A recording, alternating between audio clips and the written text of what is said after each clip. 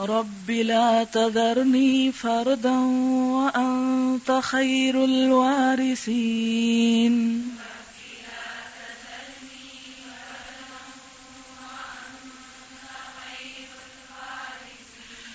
یہ دعا جو ہے نا میں ہر روز وظیفے کے طور پہ پڑھتی ہوں.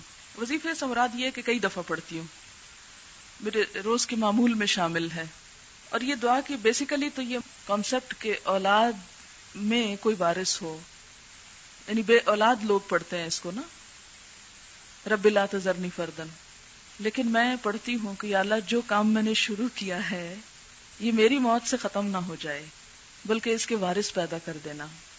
آپ سب کے لیے نیت کر کے پڑھتی ہوں کہ شاید آپ کو تو نہیں پتا ہوگا لیکن میں اس نیت سے کہ یا رب جو کام شروع ہوا ہے اور جس کا بیڑا اٹھایا ہے یہ ایسا نہ ہو کہ ہم دنیا سے جائیں اور پھر کتاب بند ہو جائے.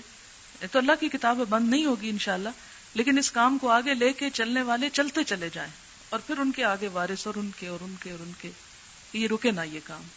تو عموماً یہ دعا دی جاتی ہے ان کو جن کے بچے نہیں ہوتے. یہ حضرت زکریا علیہ السلام کی شاید دعا ہے. انہوں نے کہا تھا کہ رب لا تذرنی فردا وانت خیر الوارثین. تو آپ بچوں کے لیے بھی پڑھ سکتے ہیں اور دینی بچوں کے لیے بھی پڑھ سکتے ہیں. رب لا تذرنی فردا وانت خیر الوارثین.